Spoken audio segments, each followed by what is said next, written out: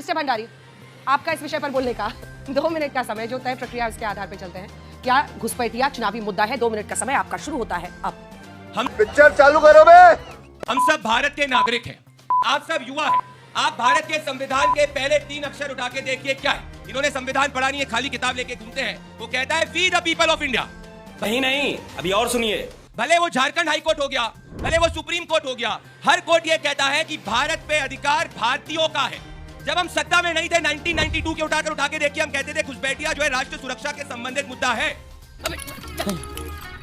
अगर आपको लगता है कि चुनाव से जुड़ा हुआ है, 25 अगस्त को झारखंड के अंदर जहां ऑलरेडी चुनाव हो चुका है, भारतीय जनता पार्टी इस मुद्दे को उठा रही। मैं आपसे एक युवाओं से ओपन चैलेंज करना चाहता हूं और नीति और नियत की बात करना चाहता हूं। क्या?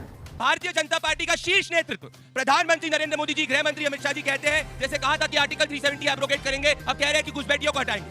क्या कभी भी आपने पिछले 20 सालों में राहुल गांधी, सोनिया गांधी, तेजस्वी यादव या कोई भी बड़ा नेता ये कहते हुए देखा कि भाई घुसपैठियों को हटाया जाए? अभी तो चुनाव आ रहे पहले कोई नहीं दिखा। ना राहुल गांधी ने एक बार बोला, ना सोनिया गांधी ने बोला, ना किसी ने बोला। ये घुसपैठियों का संरक्षण करते हुए मैं आपको प्रूव करना चाहूंगा। घुसपैठियों का संरक्षण पॉइंट नंबर 1, कांग्रेस पार्टी के गुलाम अहमद मीर कहते हैं घुसपैठियों को सिलेंडर दे दो। कांग्रेस पार्टी के साथ में लालू प्रसाद यादव 2017 में कहते हैं घुसपैठिया जो है शरणार्थी है, उनको सिटीजनशिप दे दो।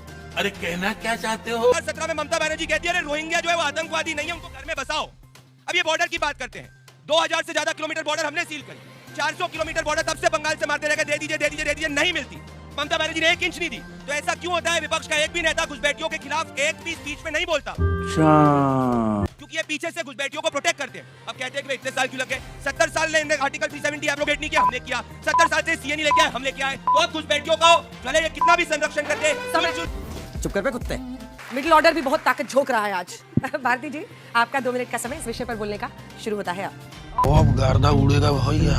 अमित शाह जी देश के गृह मंत्री हैं। मुझे लगता है कि पहली बार ऐसा इस देश में हो रहा है कि गृह मंत्री खुद ढोल पीट रहे हैं कि हम इनकॉम्पिटेंट हैं। ये टीवी वाले भाई आंकड़ों से समझिए कैसे इनकॉम्पिटेंट है। 2004 से लेके 2013 के बीच में हमने कितने घुसपैठिए बाहर डिपोर्ट किए? दैट्स 90,000। अब हम इनके आंकड़े पर आते हैं, 2014 से लेके 2025 तक इन्होंने कितने रिपोर्ट किए? मुश्किल से मुश्किल 15,000 पहुंच रहा है। ये समझ रहे हो आप? समझ रहे हो? यही नहीं हुआ। अब क्या किए हैं कि जिस साल से शुरू किए घटाते जा रहे हैं। हमने 2013 में कुल 5,234 घुसपैठियों को डिपोर्ट किया। इनका आंकड़ा सुनिए, 14,989, 2015 474, 2016 308, 2017 51। मतलब कि खुद आप घुसपैठियों को निकाल ले रहे हैं, तो आपको कौन दायित्व देता है कि आप घुसपैठियों पर बात करें? करिए, लेकिन निकालिए तो सही। बात तो सही है। सबसे इंपॉर्टेंट बात है कि गृह मंत्री जी से तो अपना बिटवा संभल नहीं रहा है, अपना विभाग कैसे संभालेंगे? क्योंकि आईसीसी का मैच तो आप करवा दिए। पाकिस्तान के बारे में आप बोल रहे थे कि पाकिस्तान हर तरीके से आतंकवाद में लिप्त है, तो आपने क्यों उसके साथ मैच कराया? मैच कराने के साथ साथ उनका बेटा अनुराग ठाकुर, शाहिद अफरीदी सब साथ में मैच एंजॉय करते नजर आते हैं। काहे घुसपैठिया बोलते हैं आप? बोल।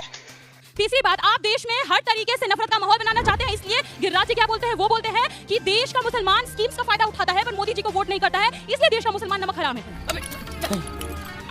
इस हिसाब से उनके आर्गुमेंट को मैं काउंटर करती हूँ, पूछती हूँ, जब हमारी भी तो सरकार थी इतने सालों से, तो आप भी हमको वोट नहीं किया, भाजपा में गए, तो हमारी स्कीम का फायदा तो आप भी उठा रहे, तो नमक हराम कौन हुआ आपके आर्गुमेंट के हिसाब से? गजब बेइज्जती है। उसके बाद इंपॉर्टेंट, घुसपैठिया हमारे लिए मुद्दा बिल्कुल भी नहीं है, क्योंकि यहाँ जितने लोग बैठे हैं, जिस सबको मैं देख रही हूँ, सब युवा हैं। कोई पकौड़ा नहीं तलना चाहेगा पढ़ाई लिखाई के बाद। ये बड़ी अच्छी बात कही आप। मैं इसलिए ये बात करती हूँ क्योंकि 3 करोड़ दलित बिहार में रहते हैं। सरकारी नौकरी का आंकड़ा बता रही हूँ, मात्र 23,000 के पास है। अब हमको नौकरी का मुद्दा चाहिए कि घुसपैठिया का मुद्दा चाहिए? ये देश की आवाम तय करे। बात तो सही है।